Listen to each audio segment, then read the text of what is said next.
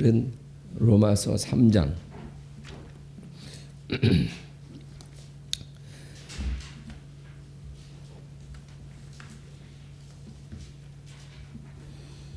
로마서 3장 23절 24절 3장 23, 24 다 같이 읽습니다. 모든 사람이 죄를 범하였음에 하나님의 영광에 이르지 못하더니 그리스도 예수 안에 있는 성령으로 말미암아 하나님의 은혜로 값없이 의롭다 하심을 얻은 자 되었느니라. 아멘.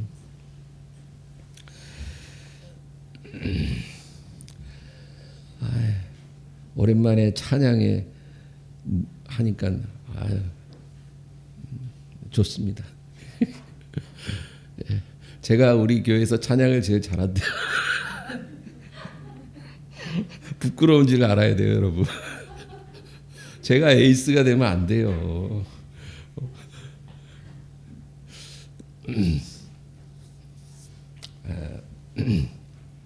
오늘은 로마서 3장 말씀으로 은혜를 나눌까 합니다. 지금 이 시대를 사는 크리스찬은 아주 중대한 딜레마 속에 있습니다. 바로 우리들 얘기예요. 이 시대를 사는 크리스찬들. 뭐냐? 그것은 우리는 아주 좋은 소식과 아주 안 좋은 소식을 갖고 있다는 거예요. 이 좋은 소식과 안 좋은 소식을 우리는 피해갈 수가 없다. 그것이 이 시대의 크리스찬의 딜레마예요. 그럼 아주 좋은 소식은 뭐냐? 우리는 역사상 죽음을 경험하지 않고 하늘나라에 들어갈 수 있는 그런 유일한 세대입니다. 우리 세대에 예수님이 오실 거라고 저는 믿거든요. 제 믿음을 가지고 말씀을 하는 거예요. 그러므로 우리가 우리 세대의 예수님을 영접하게 되면 역사상 유일하게 우리는 죽음을 통과하지 않는 세대가 될 것입니다. 역사 속에서 죽음을 통과하지 않고 하나님 품으로 돌아간 사람 개인적으로 두 사람이 있어요. 누군지 잘 아시죠? 에녹과 엘리야입니다. 그들은 육체로 하나님의 부름을 받았어요. 그것은 바로 마지막 세대의 성도들에게 하나의 예시가 된 거죠. 그러므로 지금 이 세대의 크리스찬들은 너무나 축복을 받았습니다. 우리는 주님의 재림이 있기 직전에 공중으로 수백만 명의 사람들이 일순간 들려 올라가는 그 사건에 동참하게 된다라는 것입니다.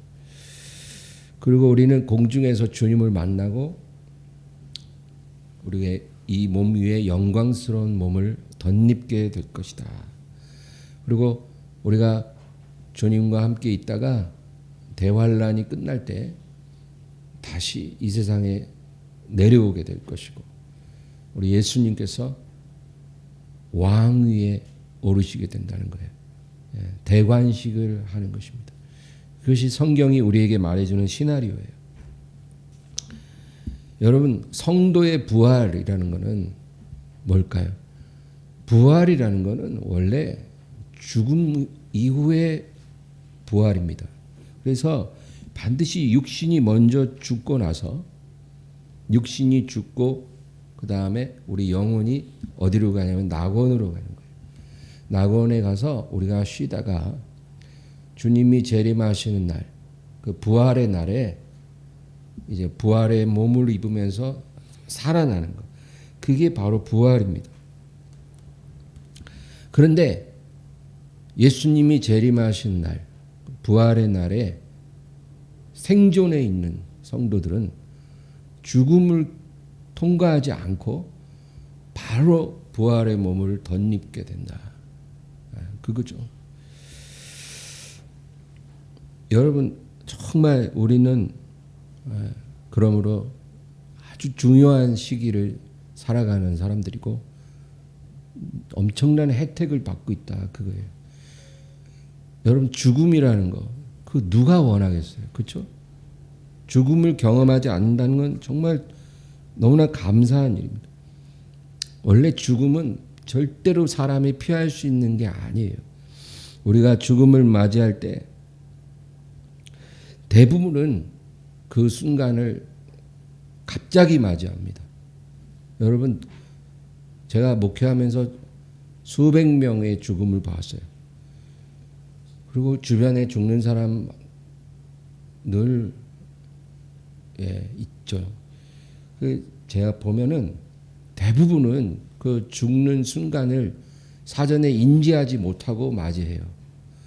갑자기 혼수 상태에 빠지든지 아니면 심장마비가 오든지 아니면 사고가 나든지 그래서 죽음을 미처 자기가 대비하지도 못하는 가운데 죽음의 순간을 맞이합니다. 어쩌면 그것이 더 좋은 것인지는 모르겠어요. 그리고 일부에 한해서 자기의 죽음을 예감하며 죽음을 맞이해요. 그래서 호스피스 병동에 들어가거나 이런 사람들은 그렇죠? 한두 달 안에 자기가 죽음을 맞이한다는 것을 다 알고 있어요. 그런데 그렇게 죽음을 맞이할 때 모든 사람들은 두려움과 외로움을 느낄 수밖에 없어요. 그거는 신앙이 있든지 없든지 똑같아요. 죽음을 자기가 예감하고 이제 맞이하는 입장에서는 여러분 두렵습니다. 한 번도 경험하지 않은 것이기 때문에 그 죽음이라는 게 두려울 수밖에 없어요. 그리고 외로워요. 왜? 혼자 가야 되기 때문에. 아무리 사랑하는 남편, 아내, 뭐 자식들 있어도 소용없어요.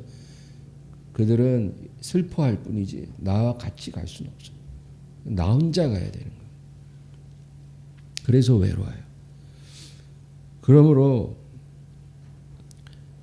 죽음을 겪지 않고 하나님 품으로 갈 수 있다라는 것은 엄청난 특권입니다. 우리가 바로 그런 축복을 받은 사람들이다. 그런데 안 좋은 소식은 뭐냐? 만약에 우리가 예수님이 오시는 날 주님 앞에 부름을 받지 못하고 남겨지게 된다면 어떻게 될까요? 그러면 이제 구원을 못 받냐? 그러진 않아요. 남겨져도 구원을 받을 기회는 있어요. 그러나 우리의 피로 우리의 믿음을 증명해야만 한다는 거예요. 그게 달라요. 지금은 우리의 피로 우리의 믿음을 증명할 필요가 없어요. 예수님의 피로 우리는 구원을 받는 거예요. 우리 대신 피 흘려주신 예수님을 의지하고 그분의 피의 능력으로 우리는 천국에 들어가는 거예요. 우리 피를 흘릴 필요가 없는 거예요. 그러나 그날 이후에 남겨진 사람들은 자기 피로 자기 믿음을 증명하고 천국에 들어갈 수 있어요.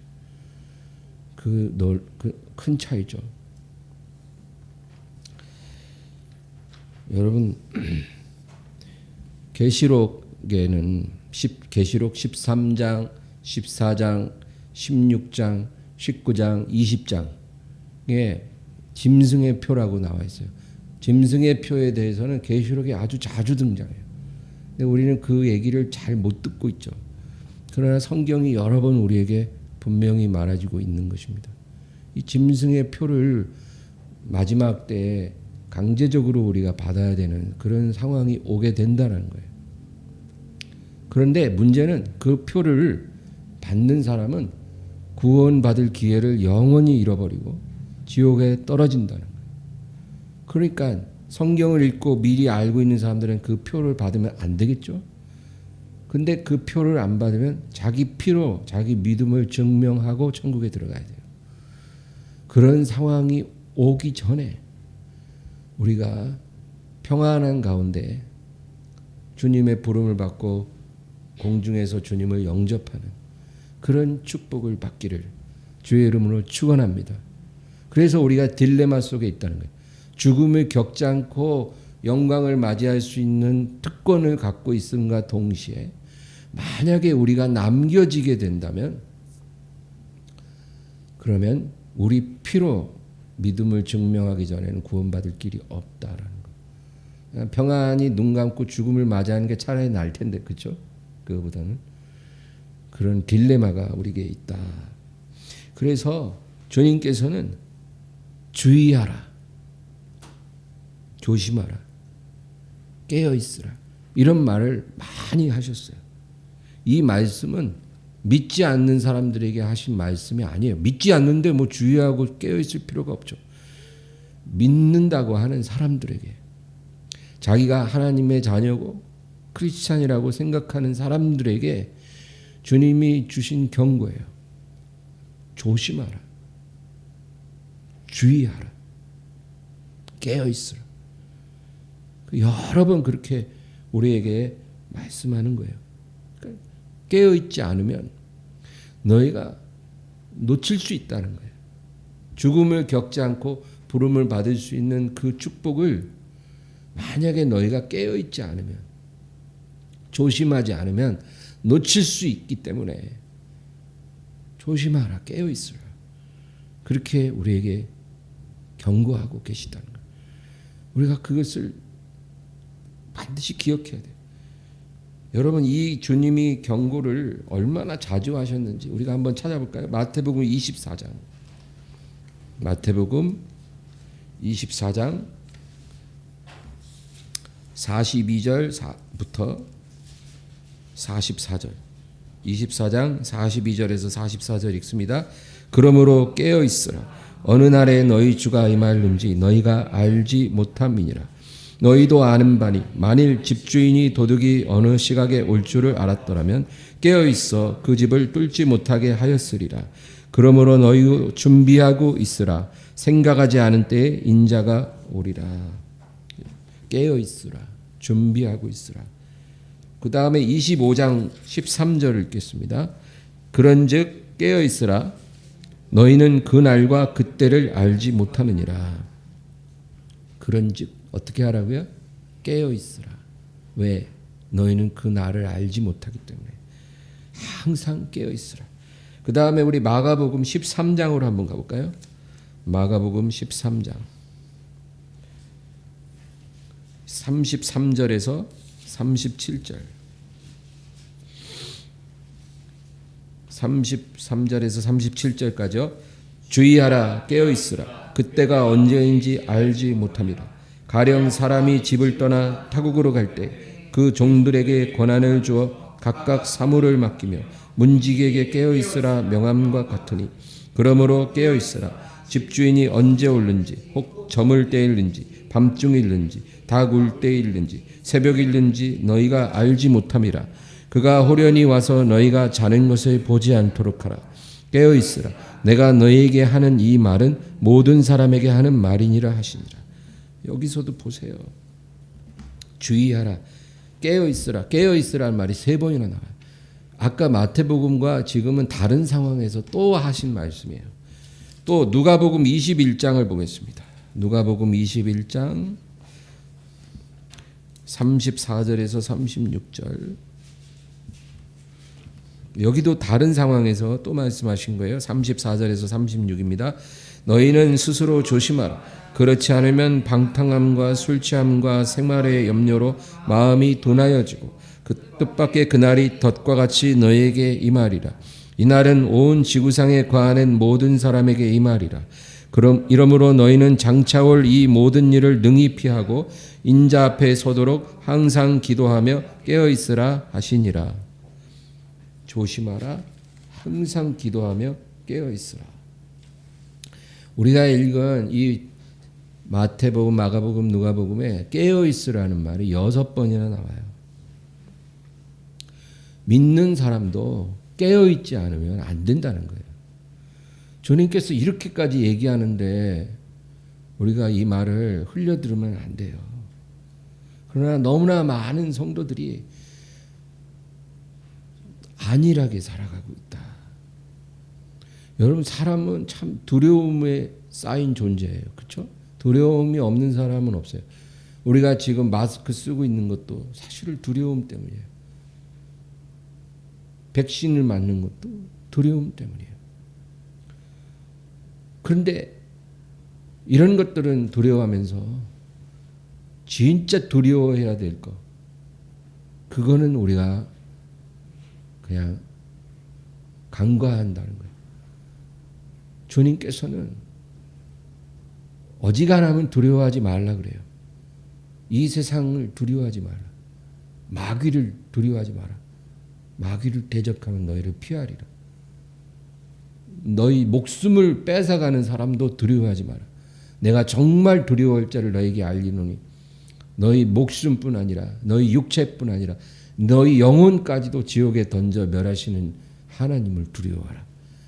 예수님은요, 하나님 외에는 아무것도 두려워할 게 없다고 그랬거든요. 그 담대하라는 거예요. 내가 세상을 이기었노라. 그렇게 우리에게 아주 용기를 주시고 담대함을 주시는데, 오늘 우리가 읽은 본문에는 조심하라, 깨어 있어야 한다, 그렇게 얘기하거든요.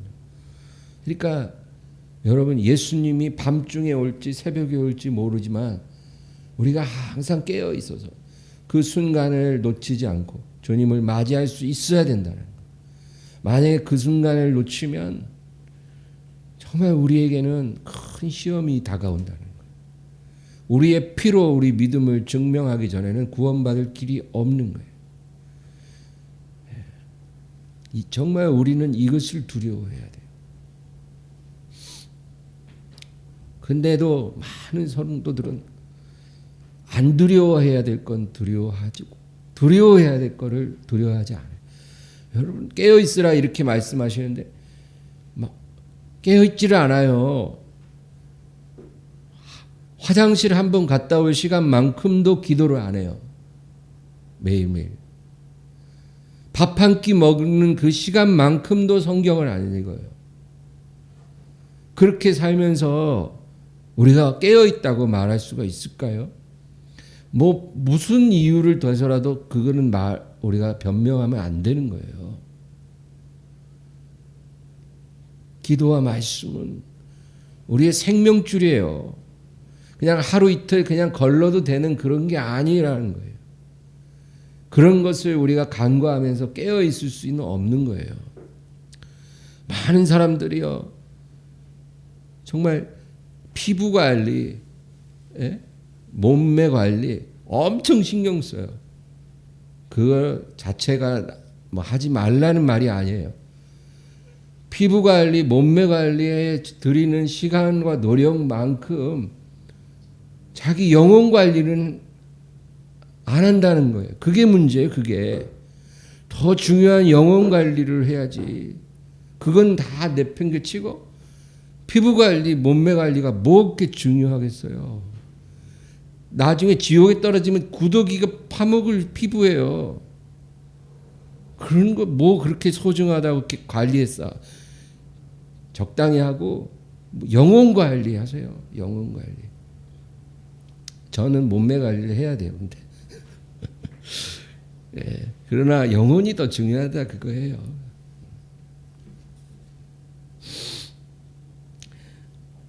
오늘 본문 로마서 3장, 이 본문은 우리가 주님 말씀대로 깨어 있을 때 제일 중요한 것이 무엇인가를 알려주는 그런 구절이에요.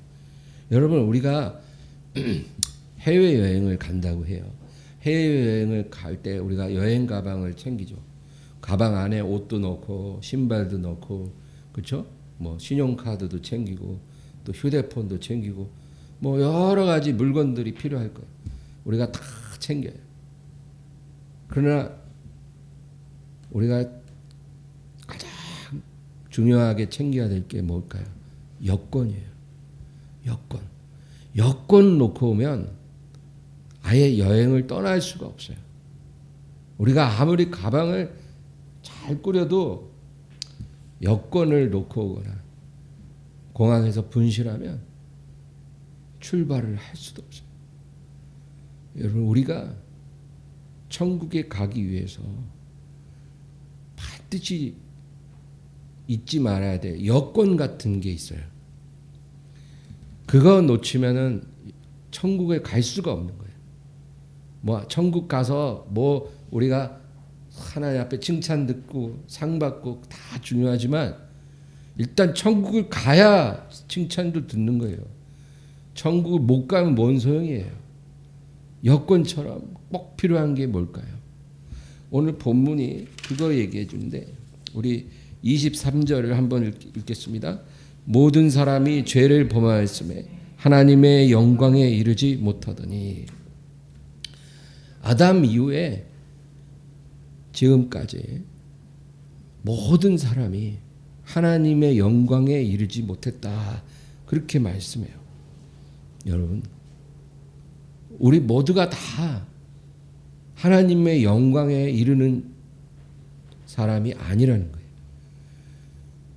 성경은 의인들이 있다고 말해요.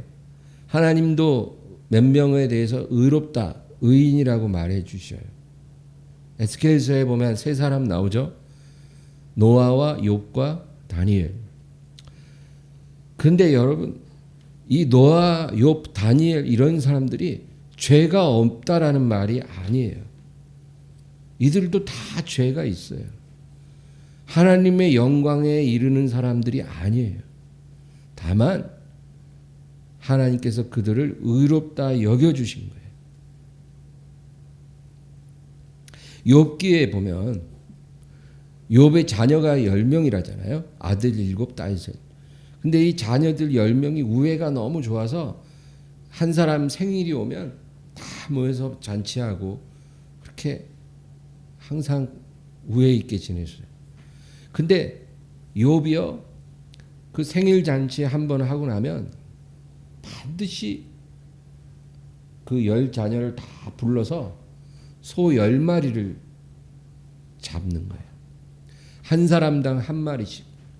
여러분, 그게 쉬운 일이 아니잖아요. 소값은 옛날이나 지금이나 비싸요. 모든 가축 중에 가장 값진 가축이 소예요. 근데 그렇게 소를 잡아 피를 흘리고 하나님 앞에 속죄제를 드렸다는 거예요. 내 자녀들이 경건한 사람들이지만 혹시 음식 먹고 이야기하고 웃고 하다가 입술로 하나님 앞에 죄를 범했을까 싶어서 소 한 마리 잡아서 한 사람 속죄하고 또 소 한 마리 피 흘려서 한 사람 속죄. 그렇게 했다는 거예요. 1년에 생일이 10번 돌아오는데 매번 그렇게 한 사람당 소 한 마리씩 잡고 하나님 앞에 속죄의 피를 흘렸더라는 거예요. 죄를 범했을까 싶어서. 그러면 자녀들에게 이렇게 한 욥이 자기한테 안 그랬을까요? 욥 자신을 위해서도 수시로 속죄의 피를 흘리고 하나님 앞에 제사를 드리는 사람이었을 거예요. 그런데 놀라운 거는 욥이 살던 시대는 아브라함이 살던 시대이기 때문에 모세의 율법 이전이래요. 모세를 통해서 하나님이 제사를 알려주셨잖아요. 그런데 모세 이전에 살던 사람이에요. 그런데도 욥은 사람의 죄를 속하려면 반드시 피가 흘려져야 된다는 것을 인지하고 있었던 거예요. 그래서 자기와 자녀들이 하나님 앞에 혹시 죄를 범했을까 싶어서 그렇게 하나님 앞에 제사를 드리고 하나님을 섬기니까 하나님께서 그 욥의 마음을 보시고 천사들 앞에서 마귀 앞에서 너희가 욥을 보았느냐? 욥을 유의하여 보았느냐? 저렇게 순전한 사람을 내가 보지 못하였다. 그리고 욥을 의롭다 여겨주신 욥이 죄가 없어서가 아니라 항상 그렇게 자신의 죄를 속죄해야 된다라는 그 순전한 마음을 갖고 하나님을 섬겼더라는 거죠. 여러분, 우리가 본받아야 될 믿음이 이런 거예요. 마지막 때 주님 오시기 전에 주님의 순결한 신부들이 가져야 될 믿음이 이런 믿음이에요. 죄 없이 완전한 사람은 없어요. 예전에도 없고 지금도 없고 앞으로도 없어요. 우리 가운데 죄 안 짓고 하나님 영광에 도달할 수 있는 사람은 아무도 없어요. 흠없는 하나님의 아들 예수 그리스도 외에는 없는 거예요. 그러나 우리의 죄를 항상 고백하고 그 죄를 속죄하는 그 믿음으로 산다는 건 너무나 중요하다. 여러분 아벨도 마찬가지. 아벨 히브리서 11장 4절에 보면 믿음으로 아벨은 가인보다 더 나은 제사를 하나님께 드림으로 의로운 자라 하시는 증거를 얻었나니. 이 구절이 참으로 중요해요. 여러분 아벨이 가인과 형제인데 이 가인과 아벨이 어떤 인생을 살았는지 어떤 행위를 했는지는 우리가 알 수 없어요. 정말 아벨의 행위가 가인보다 얼마나 의로웠는지 아닌지 그거는 우리가 알 수는 없어요.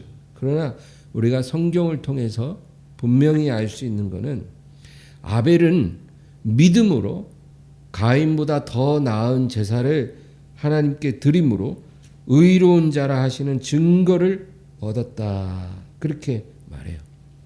더 나은 제사를 믿음으로 드림으로 하나님께서 의로운 자라 말씀하셨다라는 거예요. 그러면 아벨이 드린 더 나은 제사는 뭘까요? 여러분 아벨은 하나님 앞에 제사를 드릴 때 속죄의 제사를 드리기를 원했어요. 인간의 죄를 속하기 위해서는 피가 흘려야 된다는 것을 아벨도 인지하고 있었고 하나님 앞에 나아갈 때 어떤 의미의 제사보다도 피 흘림을 통해서 죄를 속해야만 한다는 것을 아벨은 깨달았어요. 그래서 믿음으로 더 나은 제사를 드렸다는 게 바로 그런 말이에요. 하나님 내가 죄인이지만 이 제물의 피로 내 죄가 속해지기를 원하나이다. 그랬는데 하나님이 내가 너를 의롭다 여기노라. 근데 여러분 가인은 그러지 않았다는 거예요. 가인은요 자기가 죄인이라는 것을 생각하지 않고 사는 사람이에요. 그래서 그는 속죄에 대해서 관심이 없어요. 자기가 죄인이라고 생각해야 속죄가 필요하죠. 건강한 자에게는 의원이 필요 없듯이 죄인이 아니라고 생각하는 사람에게는 속죄가 필요 없는 거예요. 그러니까 가인은 어떤 제사를 드렸냐면 자기가 농사를 지으니까 그 수확 중에 일부를 감사의 제사로 드리는 거예요. 속죄를 하지 않고 감사를 하려고 하는 거예요. 그런데 하나님께서 받지 않으셨다는 거예요. 자기가 죄인이라고 생각하지 않는 가인이 드리는 감사의 제사를 하나님은 거절하신 거예요. 여러분 이거예요. 오늘날에도 가인 같은 성도들이 많이 있다라는 거예요. 자기가 죄인이라고 생각을 안 해요. 속죄에 대해서 별로 중요하게 여기질 않고 예수님의 피만이 나를 깨끗게 하시고 구원의 은혜를 베푼다라는 것을 생각하지 않고 그냥 하나님을 믿고 교회를 다니는 사람들이 너무나 많다라는 거예요. 여러분 우리가 구원받고 천국에 들어가는 게요. 왜 들어가는 걸까요? 어떻게 들어가는 걸까요? 우리의 종교적인 행위로? 아니잖아요. 우리가 남들보다 더 나은 행위를 했기 때문에 남들보다 더 양심적이기 때문에 법을 더 잘 지켰기 때문에 더 착하게 살았기 때문에 천국에 들어가는 게 아니잖아요. 우리가 왜 천국에 가요?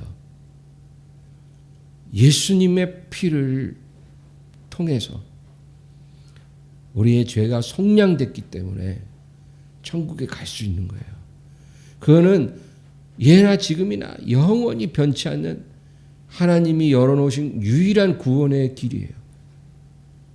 그렇기 때문에 우리가 행실을 올바르게 살든 그러지 못하든 그것과 상관없이 우리는 항상 속죄의 제사를 하나님 앞에 정성껏 드려야 돼요. 이런 믿음을 우리가 갖고 살 때만이 우리가 깨어 있을 수 있는 거예요. 이런 사람이 깨어 있는 사람이에요. 교회는 다니는데 자기가 죄인이라는 생각도 약해지고 속죄가 반드시 필요하다는 것도 별로 생각하지 않고 그냥 직분이 있으니까 해야 할 일이 있으니까 그냥 그렇게 교회만 다니는 사람들은 겉으로 볼 때는 종교적으로 굉장히 열심히 있으나 주님이 보실 때는 영적인 잠에 빠져들고 있는 거예요. 그런 사람들에게 주님이 깨어 있으라. 그렇지 않으면 그날에 너희가 남겨질 거라는 거예요. 여러분, 제가 여러분 보고 우리가 앞으로 뭘 행위를 더 열심히 잘해야 된다 그 얘기를 하는 게 아니에요. 우리는 행위도 거룩해져야 돼요. 그렇게 노력해야 돼요. 그러나 그게 우리를 구원으로 인도하는 게 아니에요. 우리가 구원받고 천국 가는 이유는 예수님의 피로 목욕을 했기 때문에 가는 거예요. 그 믿음을 우리가 유지하기 위해서 우리가 이렇게 예배도 드리는 거예요. 우리가 성경 공부하고 기도하는 이유도 예수님의 보혈의 능력이 내게 살아 역사하게 하기 위해 유지되도록 하기 위해 우리가 예배드리고 기도하는 거예요. 그런 사람만이 깨어있는 사람이고 하나님께서 우리를 불러주실 것이다. 그렇게 믿는 것입니다. 여러분 겟세마네 동산에서 예수님의 피땀 흘리고 기도했잖아요. 그렇죠? 예수님의 피땀으로 막 흘려가며 기도하시는데 그때 제자들은 예수님과 함께 깨어있지 못했어요. 그래서 예수님이 오셔서 너희가 자느냐? 너희가 나와 함께 한시 동안도 깨어있을 수 없더냐? 시험에 들지 않도록 깨어 기도하라. 그랬잖아요. 여러분, 그 제자들은 아직 성령을 받기 전이었기 때문에 그냥 어떤 실수도 하나님께서 다 긍휼히 여기시는 거예요. 그러나 지금 우리는 제자들 그때보다 훨씬 더 유리해요. 우리를 도와주시는 성령님이 우리와 함께하고 계시는 이 상황에 이제 주님 다시 오실 날이 아주 임박한 이 시대에 우리는 제자들처럼 그렇게 자고 있으면 안 된다는 거예요. 예수님 피가 지금 흘려지고 있는데 자고 있는 제자들 같이 그렇게 돼서는 안 된다. 여러분, 주님이 오늘 밤 오실지도 모르잖아요. 그렇죠? 오래 오실지도 모르는 거예요. 누구도 몰라요. 그거 언제 뭐 오신다 이런 말은 여러분 듣지 마세요. 그거 다 그냥 헛소리예요. 결론은 모른다는 거예요. 몰라. 그날까지 우리는 모를 거예요. 그날 아침에도 모를 거예요. 그러나 시대의 징조를 분별하라고 주님이 말했고, 그러면 우리는 그 시대가 이 시대가 그 시대라는 것을 우리가 깨닫게 되는 거예요. 그래서 깨어 있으라. 여러분, 하나님 자녀는 깨어 있어야 됩니다. 이와 같은 믿음으로 승리하기를 주의 이름으로 축원합니다. 말씀을 생각하면서 간절히 기도하겠습니다. 주여, 주여, 주여.